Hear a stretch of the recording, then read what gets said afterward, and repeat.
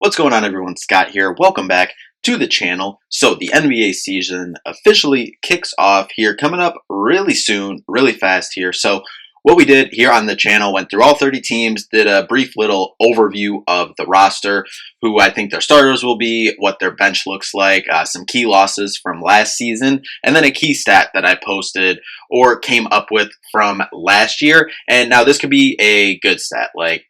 We're starting out here with the Golden State Warriors. Obviously, I have a positive stat for them. Some of these teams, it could be a negative stat or something that they'll need to improve on, or if it's a positive stat, if they want to keep up with, or with some additions or losses from last year's roster, if we think that that stat will move the needle one way or the other for them. I'm going to do that, then go over their projected win total for this year and give my record prediction for that team for this year. So we did this for all 30 teams, went through, did all 30 teams. So going to see a lot of videos up here coming up in the next week and a half before the season starts.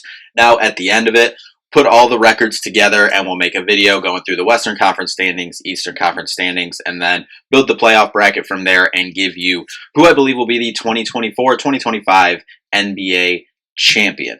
Before we hop in to the Golden State Warriors preview, if you could just hit that like and subscribe button down there for more NBA content throughout the season. As I said, this is only one of 30, so we have 29 other previews for this NBA season coming up here on the channel, so make sure you're subscribed down below for all of those. So let's just jump in. Golden State Warriors, obviously last season, 46-36, losing in the play-in. Not a good end to the season, in a very up and down season, a very up and down 2 years for Golden State.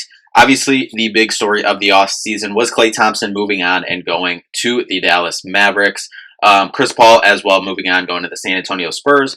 But it will never not be weird to not have Klay Thompson on this roster. But guess what? Still Steph Curry, Draymond Green, still two of the OG3, of the big three, whatever you want to say, for Golden State. And Klay Thompson, like last year, he was pressing a lot, and it seemed like he just wasn't his happy-go-lucky self.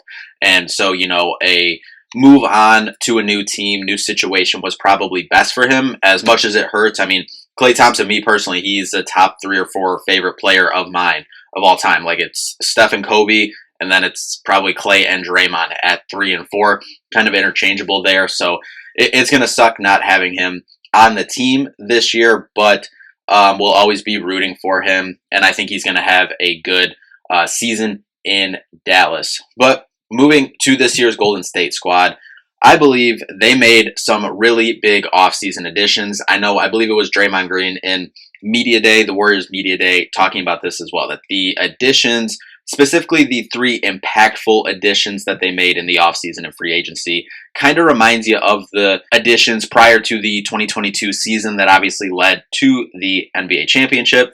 But De'Anthony Melton, a guy who can create with the ball in his hand, decent shooter as well, and then a lockdown, and then a solid defender as well. And then Buddy Hield, over his career, has been one of the best three-point shooters in the league. Adding him, obviously, hopefully try to supplement. You're not going to replace what Klay Thompson has done historically from the three-point line, a top 4 or 5 three-point shooter of all time. But historically, Buddy Hield has been one of the best three-point shooters in the league.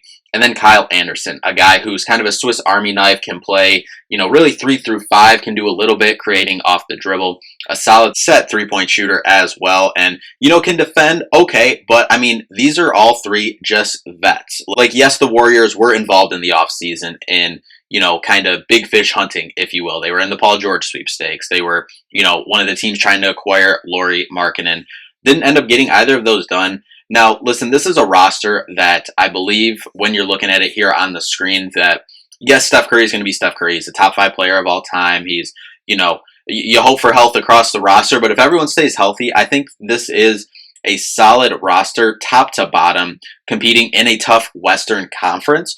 While there might not be, aside from Steph and Draymond, that star, but that other star, what they were trying to do in the offseason, go get a third star. But I think the NBA is going to start kind of not trying to, but I think naturally going to move away, because you see it, like, yes, you saw from the championship last year that the Celtics won. Like, yes, they had Jason Tatum, Jaylen Brown. And then there are other guys. Like, you could consider Drew Holiday. Would you consider Drew Holiday a star? He does a lot for that team. Derek White. Like, I think you're going to go back to what was the Warriors' mantra? Like, yes, they had their 3 stars, and then obviously when KD came in, but strength in numbers. I think this is a very deep team with a lot of guys that can contribute. I know Steve Kerr has talked about cutting the rotation down to 10, but he thinks there's like 12 guys that can contribute. And that's what I see here as well. I don't know how he's going to cut that down to 10, but I think that's what the NBA is going to move towards more, is more of it's going to be the deeper teams that are going to have success in the regular season and in the playoffs as well.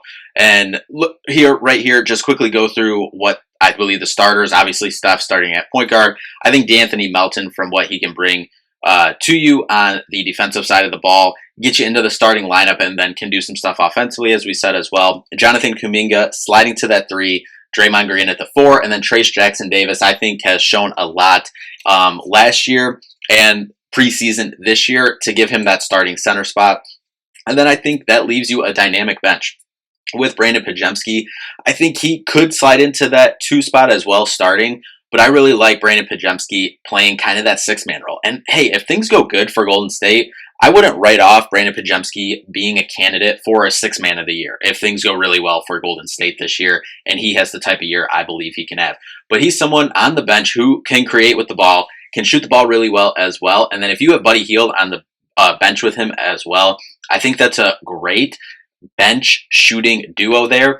And then Andrew Wiggins. He's someone who has been talked about as needs to, or will be given the opportunity to be that second scorer, kind of similar to like he was for a lot of the season in 22, the championship year when Klay was coming back, as he was kind of ramping back up from that injury. You got Moses Moody as well, Gary Payton, Kyle Anderson, as we talked about, and Kevon Looney. That's the 12. I don't know how you cut that down to 10. I think the beginning of the season, I'm hoping you'll see 12. All 12 guys, and then that rotation kind of like, yes, high leverage, big time games, and into the playoffs, that rotation will be cut down 10, 8, 7, as you do later in the season in those type of games. But I want to see this out. That's why I'm excited about this roster and seeing guys step up, because a lot of this season, as we kind of alluded to, depends on guys. I call them the young 4: Jonathan Kuminga, Trayce Jackson-Davis, Brandon Podziemski, and Moses Moody. Now, Moses Moody, if he gets the opportunity, I think he's going to be ready and deliver. And I think I'm hoping that he comes in as kind of like a, 7 to 9 man role, getting in there, getting an opportunity. Brandon Podziemski, he's going to be taking a lot more threes, more volume on the offensive end. Trayce Jackson-Davis, we've seen what he can do rebounding the ball, and talking about rebounding, we'll get to their key stat in a moment. And then Jonathan Kuminga, he needs to be a guy, a 22-point per game scorer per night. And, I really like the versatility that this lineup gives you, the length 3 through 5, and then the defense at the guard position with D'Anthony Melton, and then obviously a top 5 player of all time in Stephen Curry there. But the key stat that I have, referring to Trayce Jackson-Davis here, and this team, last season ranked first in rebounds per game at 46.7. Need to keep that up. Need to get back to getting in transition, shooting the ball well. They were still top 5, top 10 in, 3-point attempts, 3-point makes, percentage and stuff last year, as they usually are. But Steve said that he does want to shoot more threes this year, and I think they have more guys than they have in years past. Obviously, they've had Steph and Klay, but last year that was kind of the roster. Like, that's what was able to shoot threes, was Steph and Klay. Now I think you have, obviously, Steph. You have D'Anthony Melton, can shoot it a little bit. You have Brandon Podziemski, Buddy Hield, Kyle Anderson a little bit. And, Jonathan Kuminga, we've seen a couple moments in preseason where he's hit some shots. Draymond Green had one of his better 3-point shooting years last year as well. So I think there's a lot of upside on this roster. Health is obviously always going to be the biggest thing. And then, these guys that we talked about taking steps going forward for Golden State to have the success that believe that they can have this year. Their projected win total, as of right now, some of these numbers might be a little off. It's from a little bit earlier in the summer, so they could be a little off, but projected win total, 42.5. I think they smashed that. And my record prediction for them is 48-34. We'll see when we do a recap of the Western Conference where that stacks up with the rest of the league. But 48-34, so I think there's a lot of upside for this roster. And, you know, if things go well, I see no reason why they can't be a top 5-6 seed in the Western Conference, and with their depth, make some noise in the playoffs. So that'll do it for this one, the Golden State Warriors season preview. We'll be back. I believe the next one will be the Los Angeles Lakers. So we'll be back for that one and keep it moving. We got 29 other teams to go, so make sure to subscribe down there and be tuned in for the rest of the season previews and more content throughout this NBA season. But anyway, that'll do it for this one. Thank you all so much for watching. We'll see you in the next one. Peace out.